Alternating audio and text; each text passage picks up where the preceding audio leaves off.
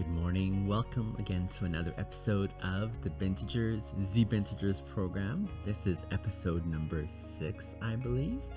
And we are in the midst of a series talking about integrity, the prerequisites for integrity. Today, we come to one of my favorite ones. One of my favorite ones because it's so challenging, and yet being on this side after practicing this component of integrity, this prerequisite, I find it absolutely necessary that it must be included in one's pursuit of living with integrity. So listen closely and see if you agree with some of my premises as I describe the prerequisite of courage and the necessity for courage as one pursues walking with integrity. So glad you could be with us here. As always, we start off with a feelings check-in. Feelings check-in is just my way of practicing being in the moment with integrity to myself first, and then of course to those of you that I'm sharing time with. And so feelings check-in today, I'm using a feel wheel. This is a tool that I found really helpful. We use it in my 12-step program. Love being able to do this just because it gives me that chance to in the moment center and say what's going on. And then I'm going to do something a little bit different here and just give a couple of moments for explaining the why. But in this moment, I am feeling, let's see here. There's a bit of sadness that I've been having the last couple of days. I had a fairly challenging conversation with someone close to me, and it didn't go so well. They didn't respond in the way that I hoped that they would. And one of the things I value is that they have access to their own choices and whichever pathway that they're going to choose. They chose a pathway that I wouldn't have chosen, but I want to make sure that they have that freedom to go and explore what they need to.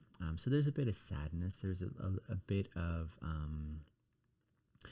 not heartbroken isn't the right word, but like a feeling of hurt, like that I'd invested so much, and it just seems somewhat like I had lost that investment. And so there's that bit that I'm experiencing in the moment.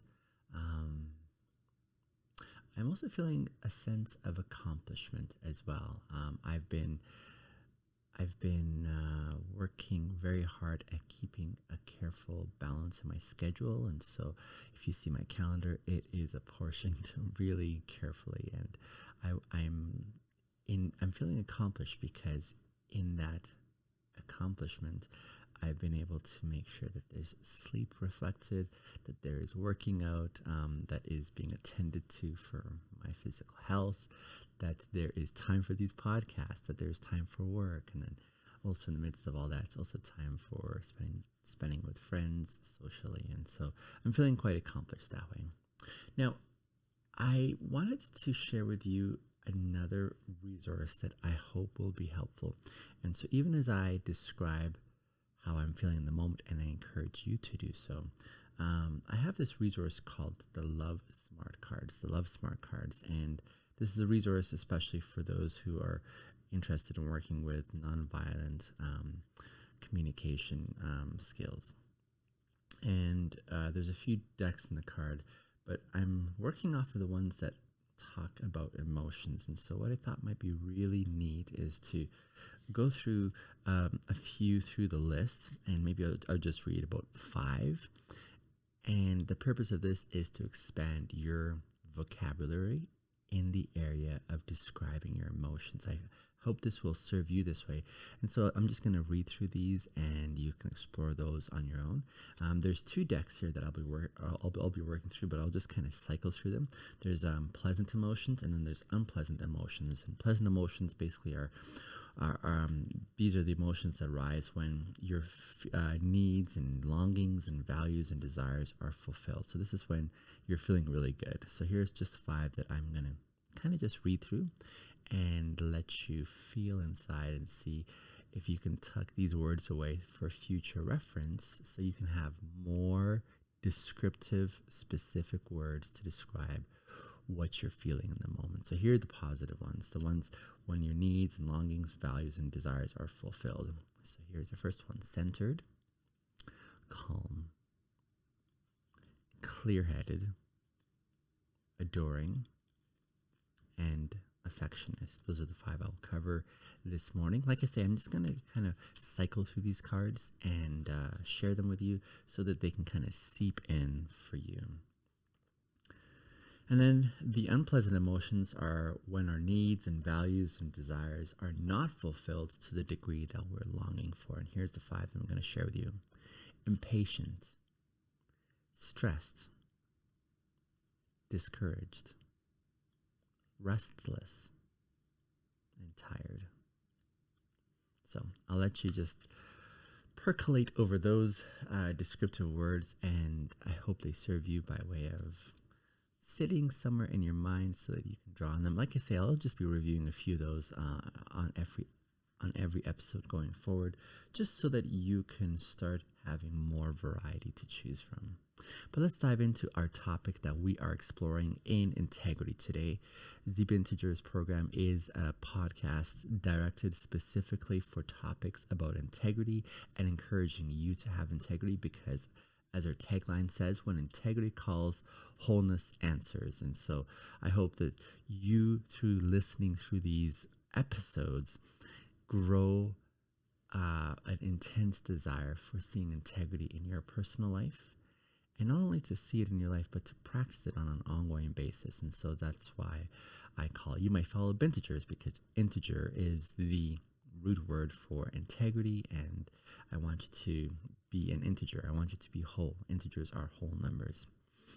So today's prerequisite we're just exploring is courage. Courage is something that I find absolutely necessary. It's a necessity for those who are pursuing integrity.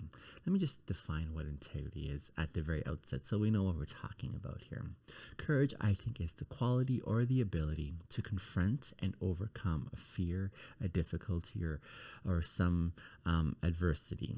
And it involves taking uncomfortable action. I call it uncomfortable action because when we are facing things that need to get done, it's oftentimes uncomfortable when we have to draw on courage to be able to push through and get things done. So it involves taking uncomfortable action in the face of risks and challenges and uncertainty. Uncertainty is a huge one as well too, because we're not guaranteed what's on the other side of the choices that we're facing. But that's where courage comes in. It involves taking that uncomfortable action in the face of a risk, in the face of a challenge or uncertainty, of which we find plenty in our lives, don't we, fellow Bintegers? Now, here's a really powerful quote that I have not forgotten, and I think it's so potent. Courage is not the absence of fear. And I think, now that I remember it, it was a movie called Coach Carter. Goodness. I think it's that movie where Samuel Jackson, he has this amazing speech on courage. Let me see if I can just pull it up here. Coach Carter. Speech. Courage. Let's see this in here. The famous line from Coach Carter, yeah. Our deepest fear, oh, that's a different one. I'm thinking of something totally different. And that quote that I was thinking of by Coach Carter was, our deepest fear is not that we're inadequate. Our deepest fear is that we are powerful beyond measure. It is our light, not our darkness, that most frightens us. Your playing small does not serve the world. That still plays into this whole theme of courage, does it not? I think it does, yes. But this quote, I'm trying to remember where I heard it, but courage is not the absence of fear. Rather, it is the willingness to face and overcome fear in pursuit of something greater. And is this not what we are pursuing, my fellow Bintegers, as we walk into pursuing and living with integrity? Isn't this what we're doing? We're walking into a fearful zone. We're not, there's no absence of fear. Like, there's plenty of fear. It's just that fear is not holding us back. We're walking despite the fear. We're walking through the fear. Now, there are different kinds of courage that I want us to explore quickly in the last remaining minutes here. The first one I want to talk about is moral courage. Now, the definition of integrity that I've been posing is that integrity is when your internal values align with your external actions while you're being true to yourself and respectful of those around you. Now, the moral courage that is necessary is when you're standing up for what's right. When you're standing up and saying, here is my moral convictions, here is my internal values that I want to see exemplified. I want to see and experience these in my life. And so that line in the sand that you're going to draw, that you're going to step over and say, I'm going to stand up for these now, and I'm going to stand up for them in such a way where I'm going to be held accountable for them, where I'm going to walk into them, where I want to see myself practicing them. That takes moral courage, does it not? Even when it goes against societal norms or personal interests, perhaps there will be loss on a personal level because you're taking these steps of moral courage. Perhaps there are losses socially that you're going to experience from your peers, perhaps because you're taking a certain stand in contrast to what everyone else is doing. So maybe at work there are those who are stealing because it's become a normative practice, and you say, I have something that isn't sitting well in my conscience about this, so I'm not going to do that. I'm going to actively not do that. That is a step of moral courage that you might be doing. So you're basically standing up against injustice and unethical behavior, even at your expense. Another form of courage is emotional courage, where you're willing to face your vulnerable emotions. This is a huge part for me, where I was not comfortable facing my vulnerable emotions. In fact, it seemed unsafe to express those emotions like fear or sadness or grief. But emotional courage is about being open and honest about those feelings, learning how to express them, learning how to expose your vulnerability or your uncomfortable emotions. And that's where emotional courage comes in. And when it comes to walking with integrity, this necessity for honesty in saying, here's what I'm feeling right now, here's what I believe, that's that emotional courage piece, where you are speaking truth to those that you're sharing community with, saying, hey, I'm not sure I feel like I want to go out tonight because I want to spend time alone, and that might take courage to be able to express that. Or it might take courage to be able to say, I'd like to say that I'm feeling good, but I'm not feeling good about our conversation, or I'm fearful that you're going to say this, or I'm sad that you did this. Like, that takes courage emotionally to be able to express those. You know, many think that it's a weakness to express those vulnerable emotions. And so we have, especially with men, this whole generation of men especially, but also women, who do not feel comfortable expressing those emotions that are vulnerable. And the reality is, it actually takes massive courage to express emotional vulnerability. It takes tremendous courage, and that's, I think, what's missed. It's a gutsy thing to do so, and so consider that if that's something that is challenging and speaking to you. Another form of courage is intellectual courage, where you're willing to question ideas.